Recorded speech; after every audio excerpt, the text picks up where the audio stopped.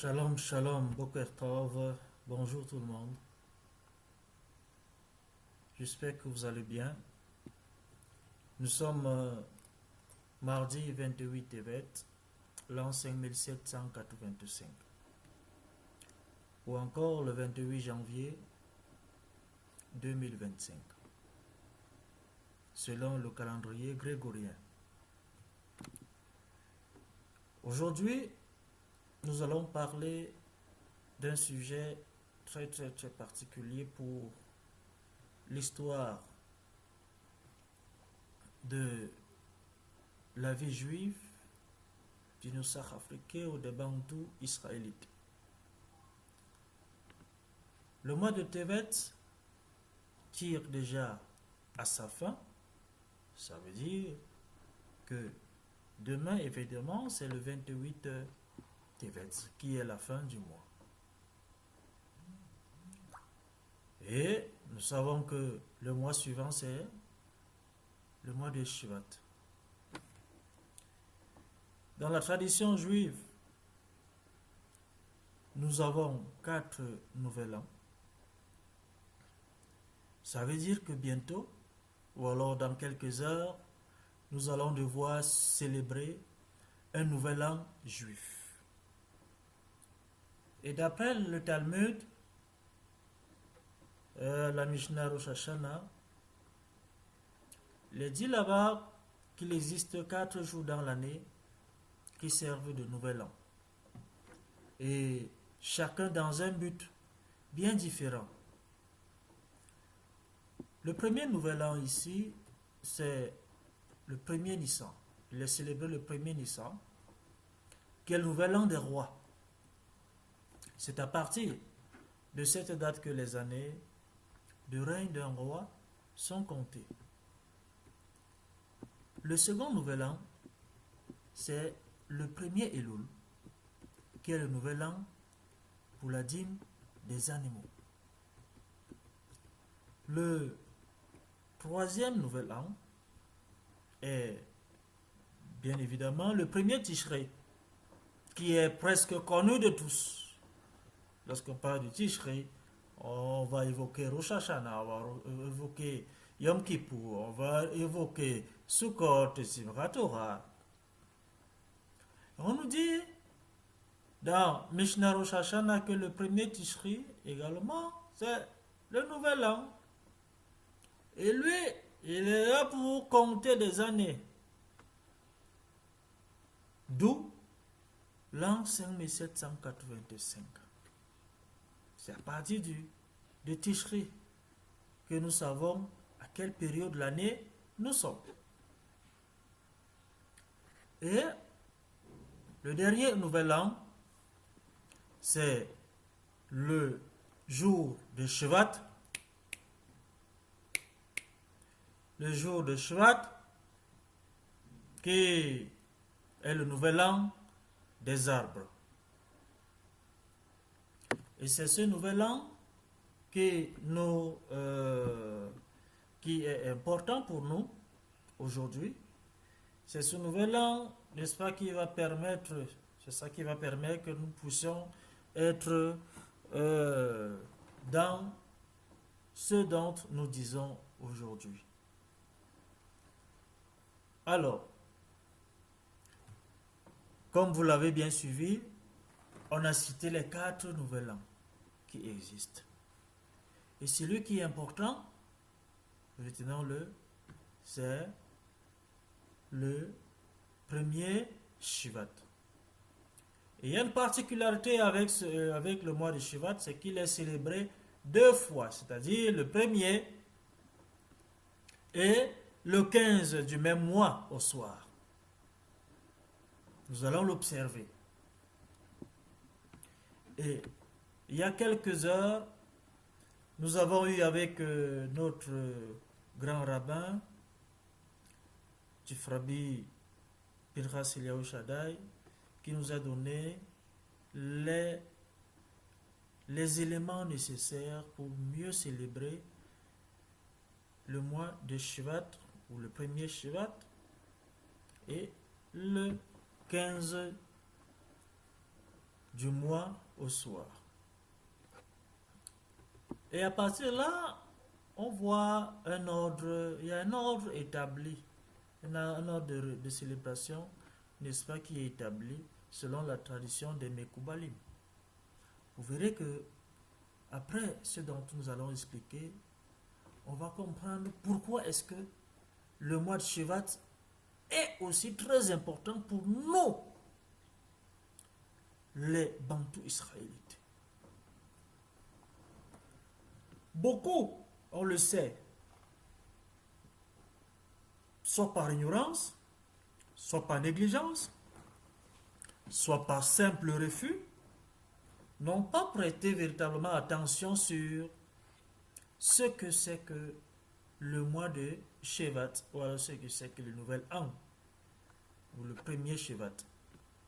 Pire encore, le 15, parce que il y a certains qui peuvent penser au premier Shevat et oublier le 15. Oh que non. Alors, d'après les explications données par le grand rabbin d'Afrique, Rabbi Pinchas Eliyahu Shaddai, on va voir comment maintenant célébrer ces fêtes et ça donnera, n'est-ce pas, les éléments. Ça donnera, n'est-ce pas,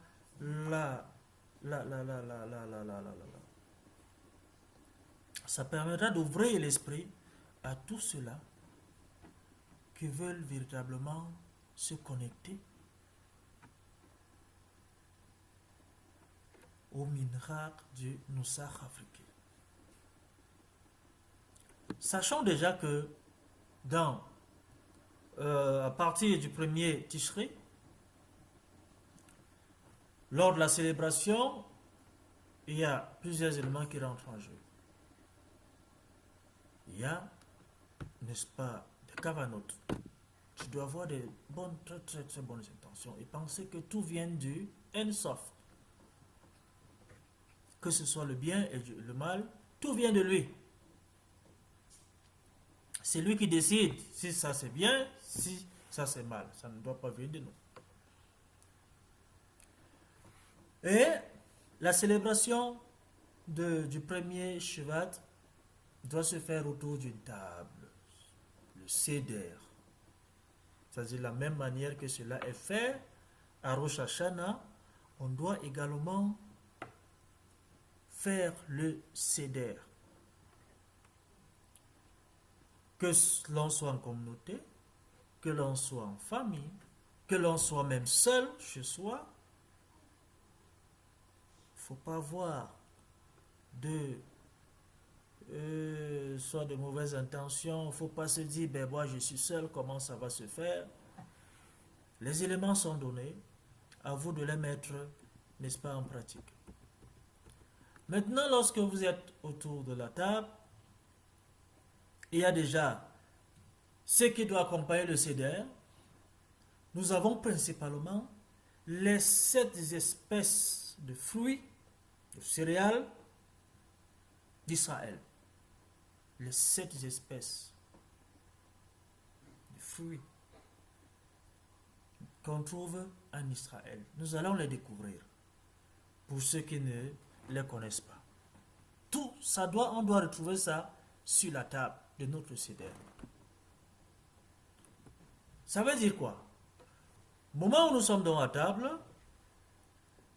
on pense à fixer les impurités des brisures des 7 rois. Vous voyez le lien? On parle de 7 espèces de fruits, on parle de 7 rois. Alors le chiffre 7, pour ceux qui aiment pousser les recherches, on pourra comprendre ce que ça veut dire. On veut réparer quelque chose. On veut faire soit Teshuvah, on veut évoluer, on veut sortir de Misraïm. Bon, ça va de soi. Et les 7 rois, nous allons également les découvrir. Ça veut dire quoi? Étant donc sur la table de Seder, on te dit, faut de fixer, faut fixer les impuretés des brisures des rois. Le premier roi ici dont on va penser, c'est-à-dire c'est lui qui doit passer dans notre tête. C'est le roi Bela Ben Béor, le premier roi de Saf. Pour ceux qui ne connaissent pas, on donnera des explications plus tard. Nous savons que Esav a eu 7 rois avant que Israël puisse avoir un roi. Donc le premier roi ici, dont on doit fixer les impuretés des brisures, c'est Bela Ben Béor. Et cela va s'accompagner également sur les 7 séphirotes. Ça aussi, j'allais oublier. C'est-à-dire, il y a 7 espèces de fruits. Il y a 7 rois de Saf. Il y a 7 séphirotes. C'est-à-dire, chaque espèce de fruits est rattachée à un roi et est rattaché à une séphira. Lorsqu'on fait le lien, alors on a brisé, n'est-ce pas, ces impuretés de ce roi. Parce qu'on doit tout ressortir quelque chose de positif. Et lorsque on pense à Bela Ben Béor, qu'est-ce que nous devons consommer? C'est le blé. Alors, le blé, on peut fabriquer l'autre pain, on fait la bénédiction du blé, et la séphira qui intervient, c'est le recette. Et on va te dire plus tard, il y a quelque chose qui viendra par la suite, qui viendra combler cela. On parle de l'abondance, c'est-à-dire ce qu'on obtient à partir de là, c'est la vie. C'est-à-dire que tu as pensé à Bela Ben Béor, tu as consommé le blé après bénédiction, tu fais le lien avec la séphira, recette, tu obtiens l'abondance de la vie. Ensuite, tu vas te fixer sur les impuretés, n'est-ce pas, de brisure de Yovav Ben Zerach. C'est le second roi. Yovav Ben Zerach. Et avec lui, avec ce roi, on te dit, tu dois consommer l'orge. C'est l'orge que tu dois consommer. Et cela renvoie à la séphira Gevura. Et tout en faisant cela, on te dit ce que tu obtiens, c'est la paix, l'abondance de paix. Ensuite, on va penser à se fixer sur l'autre prochain roi, c'est le troisième roi, qui est Husham Meret Ha-Temani. Quand on pense à Husham Meret Ha-Temani, on te dit, tu dois consommer du vin. Tu dois consommer un bon vin cachère. N'oublions pas que nous sommes dans le Seder. Nous sommes dans le Seder. Donc, ça veut dire quoi? En pensant à ce roi Husham Meret Ha-Temani, tu fais la bénédiction du vin cachère, un bon vin. Et ces deux éléments renvoient à la Gevura Tiferet. Et l'abondance obtenue, c'est la sagesse. La khorma. Je dis que c'est la khorma que tu obtiens en ce moment en abondance. Et ensuite, il y a le quatrième roi. Et n'oublions pas que cela doit être fait avec Kavana. Tu vas avoir beaucoup d'intentions. Il n'y a rien qui doit passer dans ta tête qui soit hors, qui soit en dehors de ce que tu es en train de faire. Tu ne dois pas être distrait par quoi que ce soit. Et ensuite, nous allons penser aux impuretés des brisures du roi Hadad ben Bedad. Hadad ben Bedad, qui est le quatrième roi. Et on va consommer la figue. C'est la figue que nous allons consommer cette fois-ci. Et la figue renvoie à la Gévoura Nétar.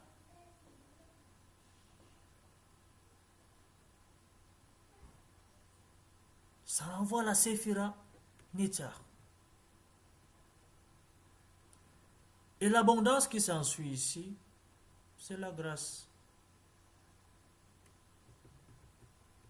Ça me fait penser à ce que nos frères chrétiens disent que nous sommes dans le temps de la grâce.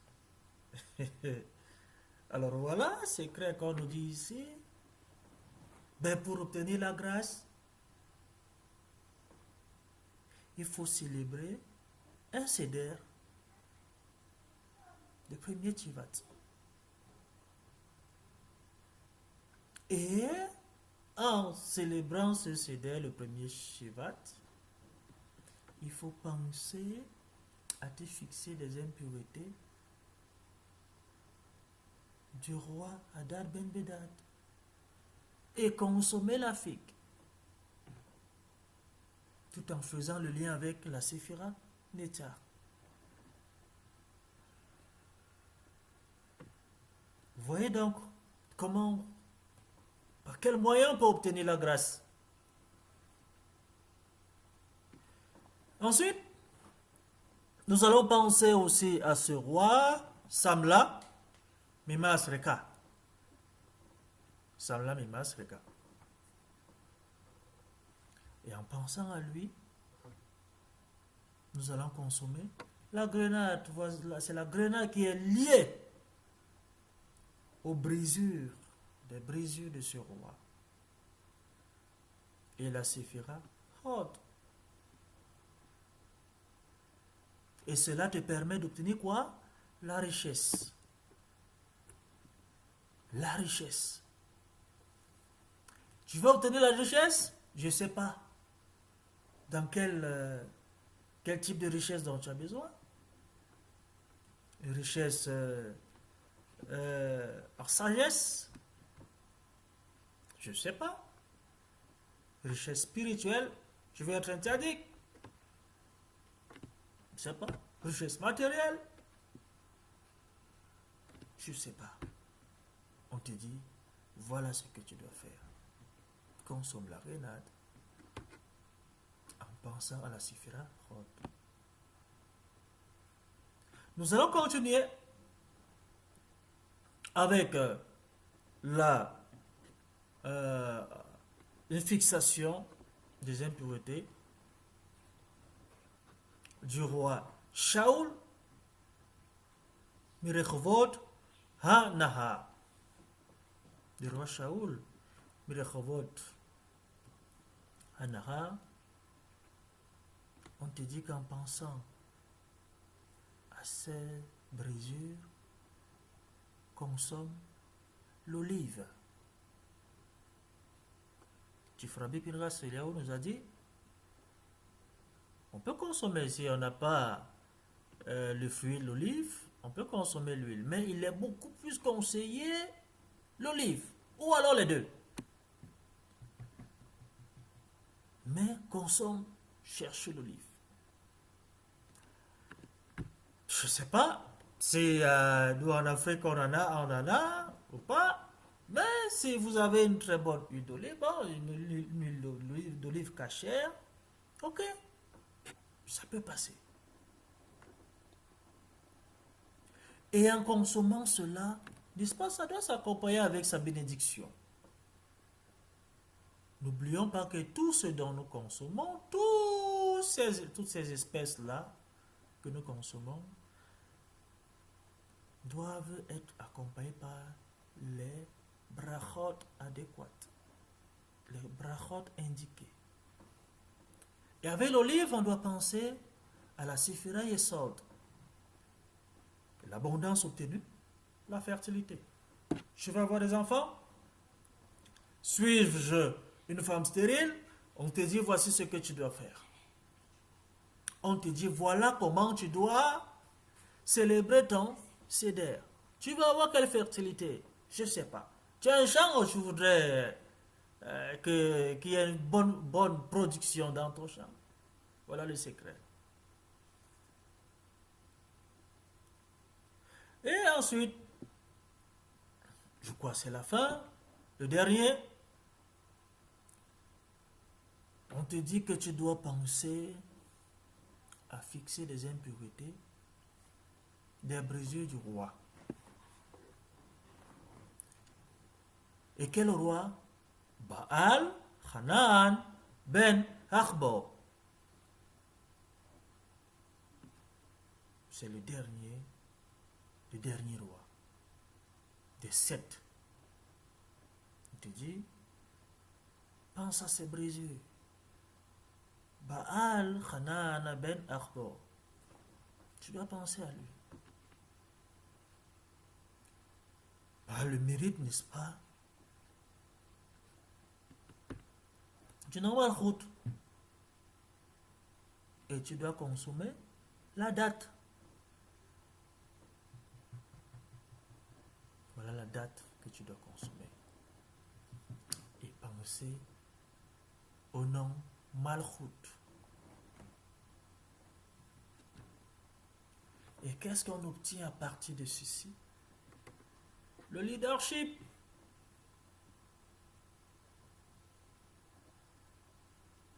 Je veux être leader.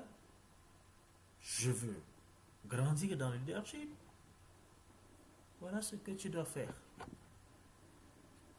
Voilà ce que tu dois faire. Et à partir de quand cela doit être fait, je vais revenir dessus. Demain soir, après l'apparition des étoiles, on te dit, à partir de ce moment, tu dois faire ton Seder. Maintenant, il y a autre chose que nous devons savoir, c'est que le premier Shabbat également est considéré comme un Shabbat. Pour ceux-là qui ont la possibilité de célébrer le premier Shabbat comme le Shabbat, on te dit comment, d'après les explications du Tif Rabbi Pinchas Eliyahu Shaddai, tu dois consommer le Seder à partir de demain soir, jeudi matin, jeudi soir. Voilà comment on te dit que tu dois consommer le Seder. Et n'oublions pas que le 15e jour au soir, nous allons renouveler ce Seder. Si tu n'as pas la possibilité, ou alors si tu n'es pas encore prêt à célébrer le premier Shabbat comme le Shabbat, tu peux te contenter à le célébrer demain soir uniquement. Et nous sommes convaincus qu'avec ces techniques, avec ces enseignements, nous verrons, n'est-ce pas, tout ce qui est positif, tout ce qui est caché. Pour les amoureux du Sod, la Torah Aleph, on verra effectivement que ce qui nous a été enseigné par le chief rabbinat, il y aura des fruits.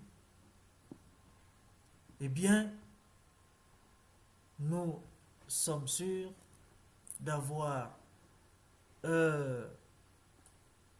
transmis tout ceci à l'élite. Baruch Adonai, Léolam, Amen ve Amen. Et je vous souhaite un Shana Tova.